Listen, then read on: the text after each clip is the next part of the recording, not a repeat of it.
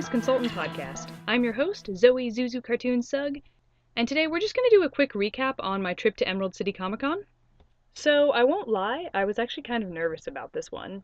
It's been about 3 years now, since it's technically 2019.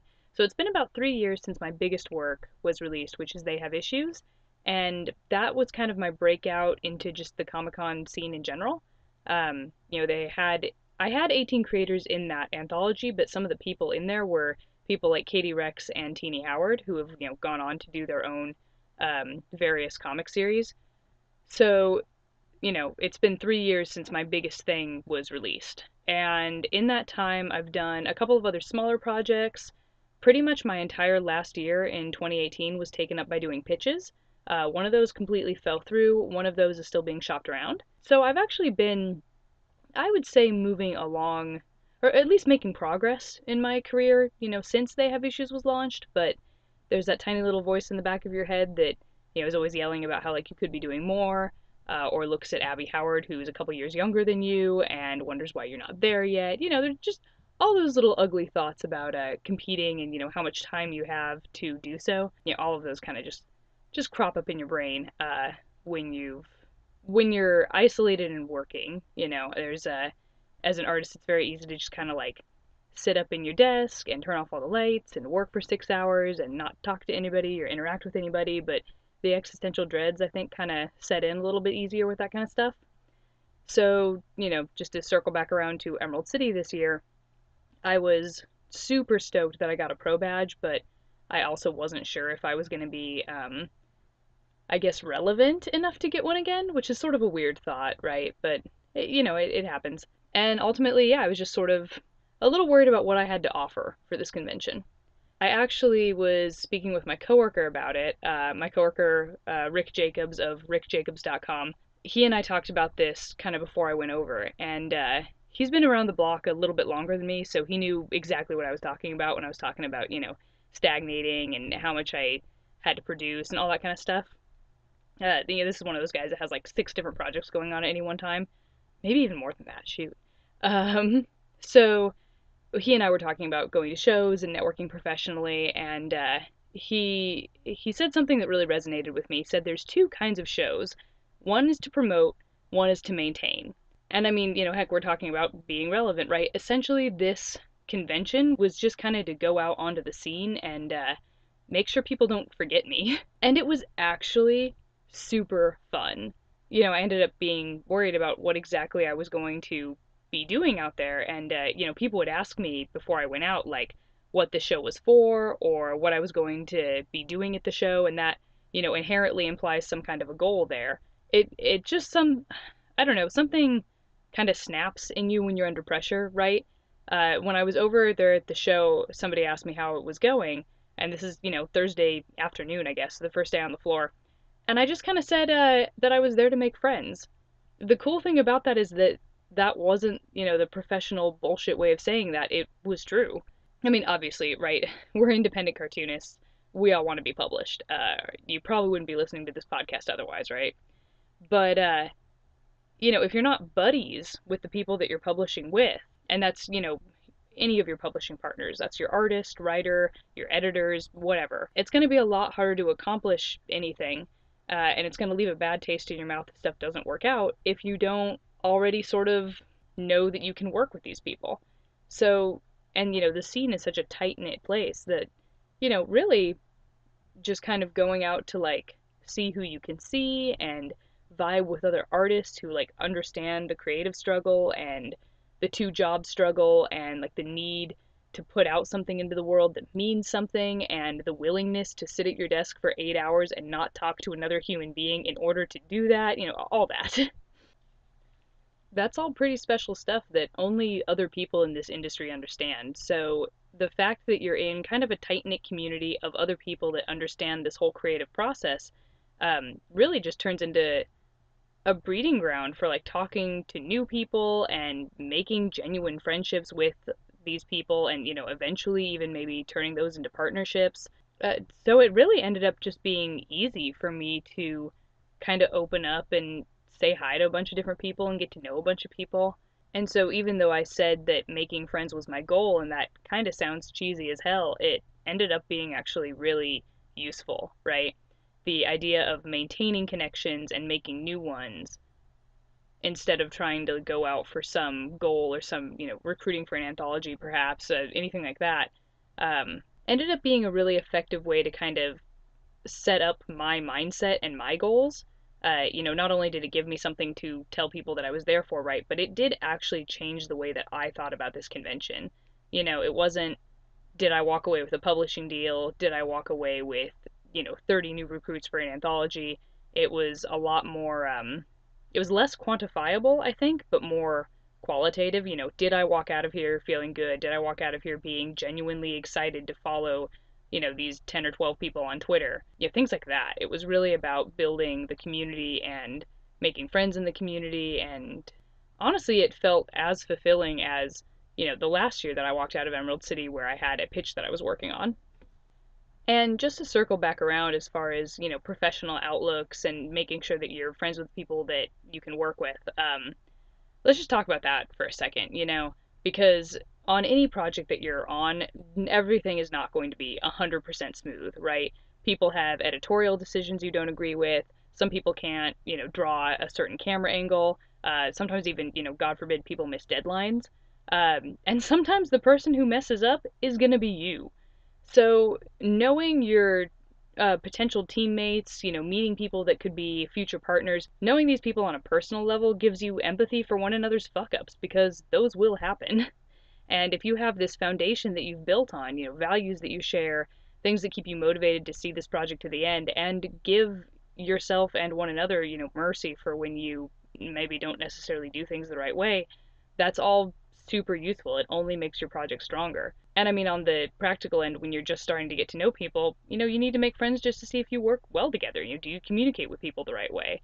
Um, there's 2 or 3 people on the scene that are amazing, amazing freaking creators, and we just don't really talk to each other anymore because it seems like every time we do, there's some like communication thing that gets blocked that we have to circle back to or whatever. And so it's just like, hey, your work's great.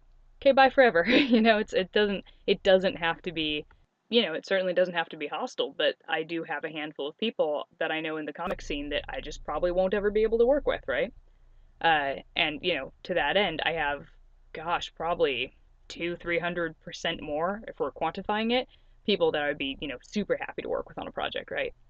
So yeah, on the practical end, you just making friends does actually strengthen your future goals as well. So then I think the next thing I probably want to talk about, right, is like it's great that I went to this convention and I talked to a whole bunch of people and made a lot of friends and all that's great, but starting those conversations, right? That's hard. We're all nerds. We're all socially awkward. So it's tough, right? It's tough to see somebody, and sometimes you know this person, sometimes you like don't know them, but they have cool hair, and you want to talk to them. It's really tough when you're real nerdy and real socially awkward to be like, they look cool. How do I talk to them and not be creepy? I will point back at this point to what I just said. We are all nerds. So there's been a couple of times, right, that I've, shouted out to somebody like, oh, nice Nightville cosplay. And they're like, I'm just wearing purple. And you're like, that's cool. Purple looks great on you. It's all right. Bye. You're going to have some weird kind of fuck ups, but I mean, it's not like those aren't understandable. So many people can relate to, those kinds of things, especially the show. Actually, I was on Twitter right after Emerald City, and this one person, here, let me find their username. Ah, yes, okay. So Marissa Louise, at Marissa Draws on Twitter, she had a great little status, or tweet, I guess, that says, cons are great, but I'm ready to wrap up the last round of, do they hate me, or are they awkward and exhausted? To which I replied, oh man, I feel that, right? Also, do they think I'm awful, or do I look as exhausted as I feel? I mean, it's one of those things where everybody has that kind of phenomenon. I think, honestly, I think just in general we do, but, especially at a con where you're meeting 50 billion people a day, there's a lot of sensory overload because it's loud and you're, doing a lot of things and running around a whole bunch. And, it's pretty understandable across the board if you fuck up or if you're a little bit awkward or you stumble over your words when you're meeting somebody, trust me, we all understand. Everybody is awkward. So I'm going to go over just some basic, I guess, strategies for how I approach people when I'm trying to talk to them, I guess. So one of the cool things about this being a Comic-Con, right, is that everybody is in full nerd regalia. So you have cosplayers, you have people with, 80 billion patches and pins all over them, their jackets and themselves and whatnot. You have cool hair, cool badges.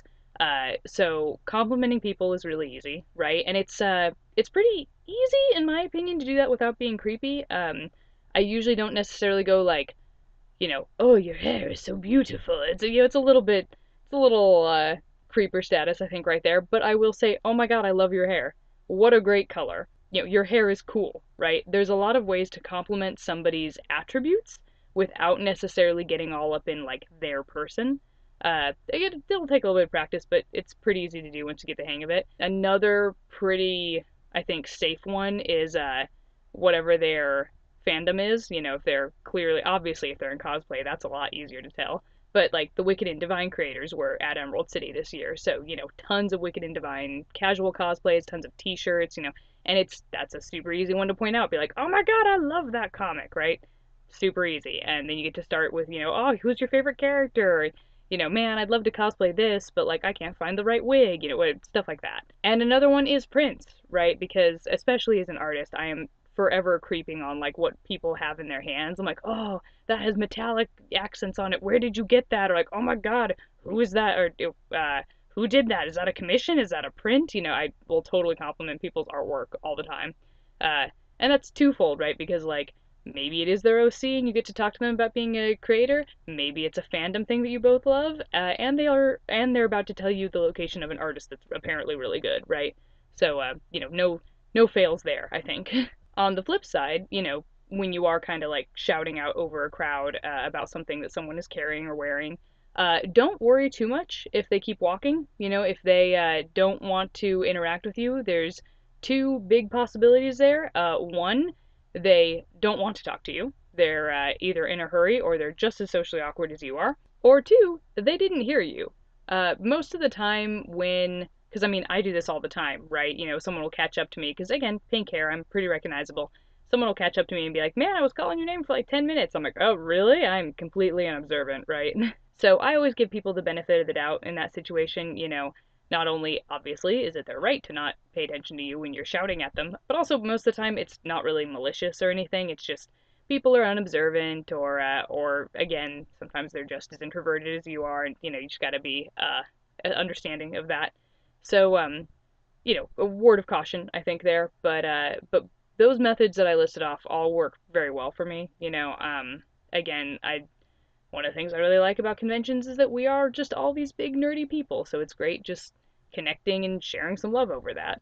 And especially at something like Emerald City Comicon, which is so creator driven, it's absolutely crazy who you run into. Eliot Rahal, YouTube says it's Rahal, so I'm going with that, does a series that I followed for a while called The Paybacks. And we just ran into each other at the Sheraton, just drinking and networking and whatnot. And it's neat, like on that level, like it's cool that we're both cool bros that do comics, and like that's neat, but also when I discovered what it was he had done, I was like, oh my God, hi. I also met the creators of the DREGS. Oh shoot, both their names are escaping me right now, but I will link them in the description. And that, oh my God, the DREGS is cool. If anybody out there really is interested in like comic layouts and just like really innovative design work, the layouts for all of the pages of the DREGS are just absolutely stunning. Obviously it's a book about drugs. You can pretty much tell that from the cover. And it gets trippy. It's so cool. But that was one of those like where I was talking to the writer and then realized that the artist was like 3 feet away from me. So I said hi to all of them. They're all amazing people. And like that's it's just cool. It's just on a fandom level, on a networking level, it's really cool who you can meet at these things. I will also say, because I mentioned the Sheraton, you have to with Emerald City, hit up the after hours events. Truly, I mean, when people were asking me what I was doing at the show, or like if I was boothing, my reply, obviously this is like to friends and stuff, My reply was, I'm paying to drink at the hotel after hours. Um, the Sheraton is where pretty much everybody ends up at some point or another during their partying escapades.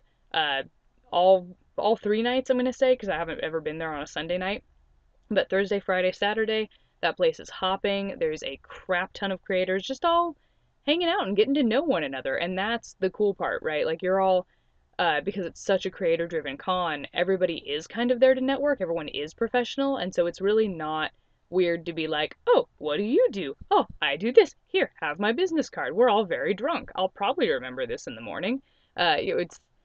It's a really cool vibe. It's so cool getting to like talk to other creators that get it, that understand like how important this shit is to you.